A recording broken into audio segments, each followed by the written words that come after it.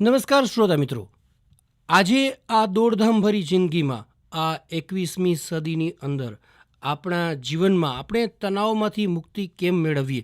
આપણે આ જે કોરોના કાળ ચાલી રહ્યો છે અને આ કોરોના કાળમાં આપણે ઘણા બધા ભય, ઘણી બધી તકલીફો, ઘણી બધી પીડાઓ વચ્ચે આજે જ્યારે આપણે જીવી રહ્યા છીએ, ત્યારે આ આપણા જીવનમાં તકલીફો, ભય, પીડા કેમ ઓછી થાય એના માટે આજે આપણે વાત કરવા જઈ રહ્યા છીએ પ્રેક્ષા ધ્યાન અને જીવનમાં તણાવ મુક્તિ કેમ આવે એના માટે આજે આપણા સ્ટુડિયોમાં ઉપસ્થિત છે તેરાપંથ ધર્મ સંઘના આચાર્ય શ્રી મહાશ્રમણજીના સુશિષ્ય મુનિશ્રી હિમાંશુ કુમાર સ્વામી. મુનિશ્રી હિમાંશુ કુમાર સ્વામી અષાઢા ગામ રાજસ્થાનના તેઓ મૂળ વતની છે અને હાલે બારડોલી ચાતુર્માસ પૂર્ણ કરી અને ગાંધીધામ ચાતુર્માસ અર્થે પધારેલ છે.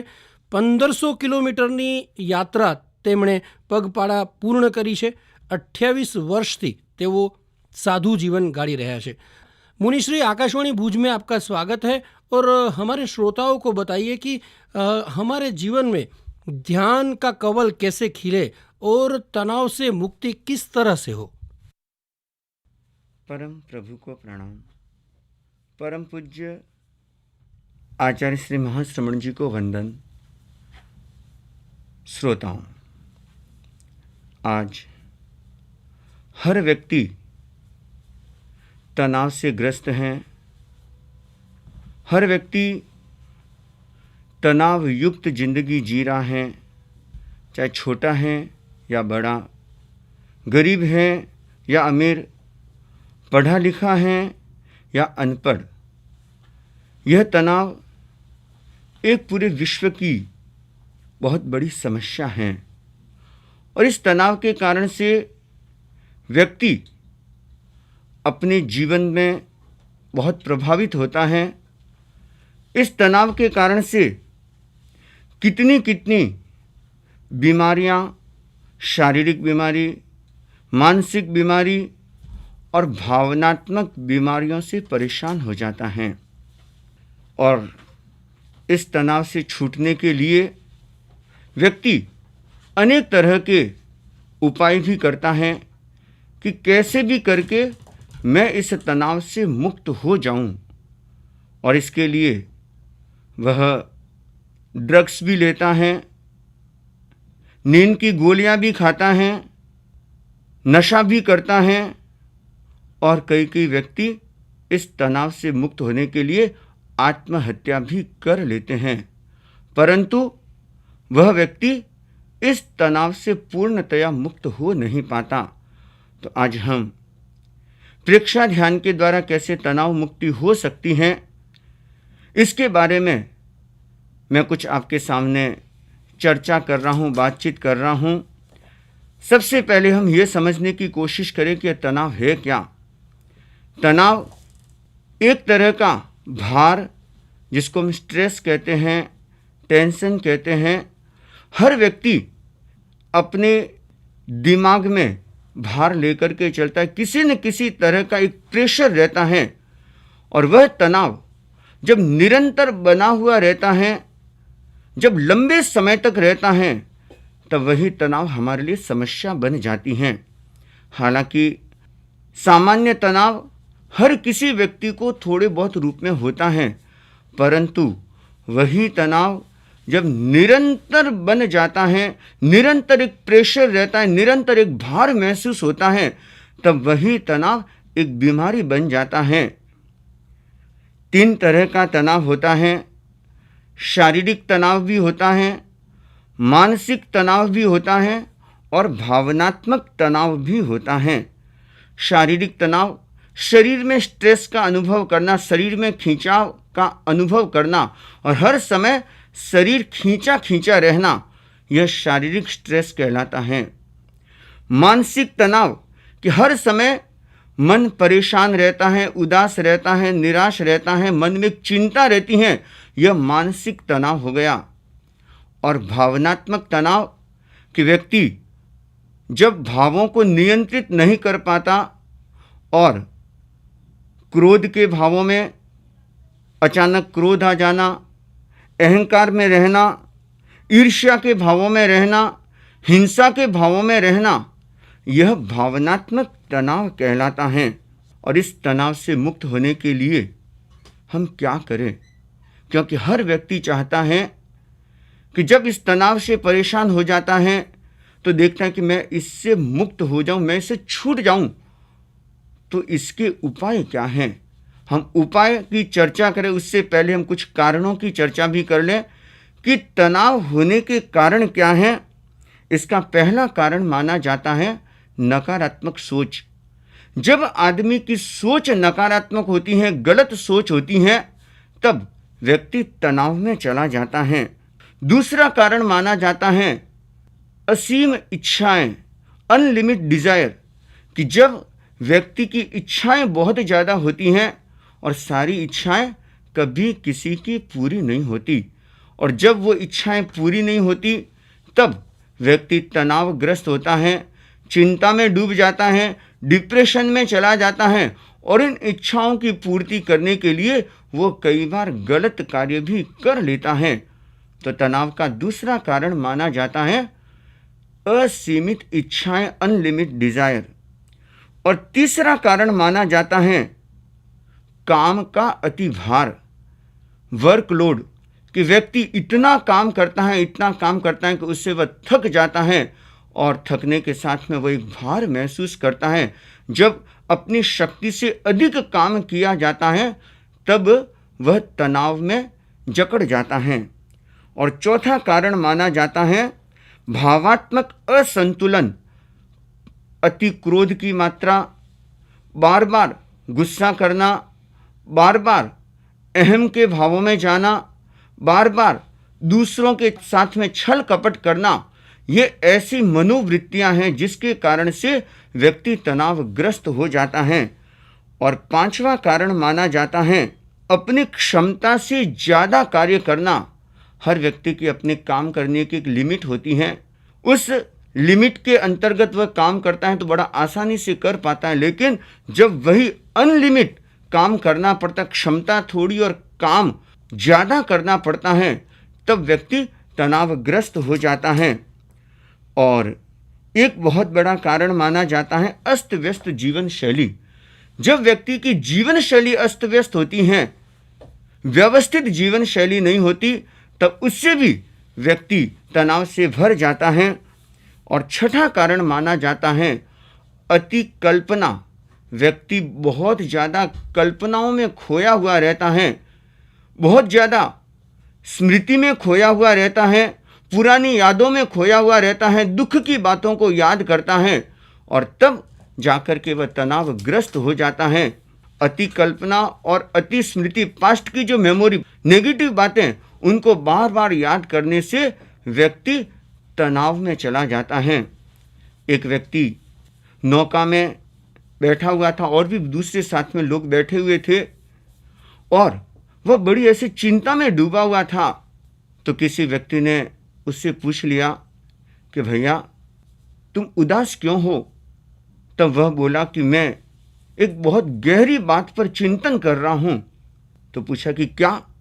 तो उसने कहा कि यह अपने शास्त्रों में आता है कि यह सृष्टि एक दिन नष्ट हो जाएगी, और जब सृष्टि नष्ट होगी और सब आदमी मर जाएंगे, परंतु मैं यह सोच रहा हूं कि जो सबसे अंतिम में मरेगा उसको कंधा कौन देगा?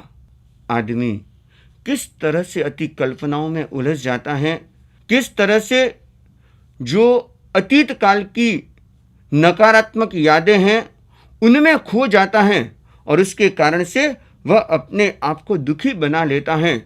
और तनाव का सातवां कारण माना जाता है जीवन में अचानक कोई घटना घट जाती है, कोई ऐसी बुरी घटना घट जाती है, या अचानक जीवन में ऐसा परिवर्तन आ जाता है जिसके बारे में वह तैयार नहीं है, तब वह तनावग्रस्त हो जाता है। यह तनाव के कुछ कारण मैंने आप लोगों को बताए हैं। अब हमारे सामने प्रश्न आता है कि हम इस तनाव से छुटकारा कैसे पा सकते हैं। इसके लिए प्रेक्षा ध्यान में बहुत सरल तरीके बताए हुए हैं, और उन सरल प्रयोगों को, सरल उपायों को करके हम अपने जीवन में तनाव को संतुलित कर सकते हैं। हालांकि यह तो नहीं कह सकते कि व्यक्ति 100% 100% तनाव से सदा सदा के लिए मुक्त हो जाएगा, छूट जाएगा, ऐसा तो नहीं हो सकता, परंतु हम उस तनाव को नियंत्रित कर सकते हैं, क्योंकि जीवन में कुछ बातों के लिए तनाव जरूरी भी होता है कि व्यक्ति बिना तनाव के बहुत सारे ऐसे काम हैं जो नहीं कर पाता, परंतु वह तनाव हमारे पर नकारात्मक असर नहीं डालता, उसका हमारे जीवन में बुरा प्रभाव नहीं पड़ता, और जब लंबे समय तक वह तनाव बना रहता है तब उसका असर हमारे जीवन पर पड़ता है, हमारे शरीर पर पड़ता है, हमारे संबंधों पर पड़ता है, हमारे स्वास्थ्य पर पड़ता है, क्योंकि अति तनाव के कारण से कितनी कितनी बीमारियां भी होती हैं। अनिद्रा जैसी बीमारी यह तनाव की देन है। माइग्रेन, गठिया का दर्द होना, हाई ब्लड प्रेशर होना, याददाश्त कमज़ोर होना, व्यक्ति हर समय थका थका महसूस करता है, कमजोरी महसूस करना, शक्ति की क्षीणता का अनुभव होना, ये सारे परिणाम अति तनाव के कारण से होते हैं। तो हम तनाव को कैसे नियंत्रित करें और कैसे उसे एक हद तक हम रिलीज कर सकें, उससे छूट सकें, तो इसके लिए प्रेक्षा ध्यान पद्धति जो तेरापन धर्म संघ के 10वें आचार्य श्री महाप्रज्ञ जी, जो एक महान योगी पुरुष थे, भारतीय ऋषि परंपरा के उज्जवल नक्षत्र थे, और उन्होंने जो भगवान प्रभु महावीर ने जैन साधना पद्धति बताई, उस साधना पद्धति का शोध करके, अनुसंधान करके, बड़े सरल तरीके से, साइंटिफिक वैज्ञानिक तरीके से उसको जनता के सामने प्रेक्षा ध्यान की पद्धति के रूप में प्रस्तुत किया। तो उस प्रेक्षा ध्यान की पद्धति से, प्रेक्षा ध्यान के द्वारा लाखों लाखों लोग इस साधना के द्वारा अपनी जीवन का उत्थान करते हैं, अपने जीवन में रूपांतरण लाते हैं, अपने जीवन में चेंजेस, बदलाव लाते हैं। तो आज मैं आपको प्रेक्षा ध्यान के जो छोटे छोटे प्रयोग हैं कि जिसके द्वारा हम अपने तनाव के लेवल को कम कर सकते हैं, तनाव मुक्त होने की कोशिश कर सकते हैं, तो उसमें एक बड़ा सरल प्रयोग है, इसे हम कायोत्सर्ग कहते हैं। इसमें आराम से बैठे बैठे भी कर सकते हैं, लेटे लेटे भी कर सकते हैं और खड़े खड़े भी कर सकते हैं। 3 तरह से ये होता है। तो कायोत्सर्ग में हम शरीर को एकदम ढीला छोड़ देते हैं, एकदम रिलैक्स कर देते हैं, और रिलैक्स करने के बाद में, ढीला छोड़ने के बाद में, फिर जो शरीर के एक एक अवयव हैं, पैर के अंगूठे से लेकर के सर तक, एक एक अवयव पर अपने मन को एकाग्र करते हैं और वहाँ पर सजेशन देते हैं, सुझाव देते हैं। पैर के अंगूठे को रिलैक्स करें, पैर का अंगूठा हल्का होता जा रहा है, अंगुली, तलवा, एड़ी, एक एक अवयव, शरीर के एक एक अवयव को देखते जाना है और वहाँ पर कुछ समय रुकना है और फिर उसको रिलैक्स करने का सुझाव देना है। बार बार जब हम सुझाव देते हैं, सजेशन देते हैं, तो अपने आप हल्का हो जाता, वो तनाव अपने आप निकल जाता है। तो ऐसे पैर के अंगूठे से प्रारंभ करके पूरे शरीर के, पैर के अंगूठे से लेकर के कमर के भाग तक, कमर से लेकर के पूरे पेट का भाग, हृदय, फेफड़े, पीठ, पेट, छाती, पीठ का पूरा भाग, उसके बाद में गले का भाग, उसके बाद में मुंह का भाग और उसके बाद में सर, एक एक अवयव पर अपने मन को एकाग्र करना है और उसको रिलैक्स होने का सुझाव देना है। इस तरह से जब हम शिथिलता का सुझाव देते हैं तो यह एक कायोत्सर्ग की साधना होती है। इससे अनिद्रा का रोग भी ठीक होता है और भी कितनी कितनी बीमारियां इससे ठीक हो जाती हैं। और सबसे बड़ा फायदा होता है कि जब हम कायोत्सर्ग की साधना निरंतर करते हैं और दिन में जब आपको 20 मिनट, आधे घंटे का समय मिला तो आराम से लेट गए, बॉडी को एकदम रिलैक्स छोड़ दिया और उसके बाद में बस अपने शरीर के एक एक अवयव को सुझाव देते जाएं, शिथिलता का, हल्केपन का सुझाव। और उसके बाद में करते करते नीचे से पैर के अंगूठे से लेकर के हमें चोटी के भाग तक हमें आना है। तो यह एक कायोत्सर्ग का प्रयोग है और इस कायोत्सर्ग के प्रयोग का हम 1 मिनट में आपको संक्षेप में उदाहरण के रूप में आपको बता देता हूं कि कैसे करना है।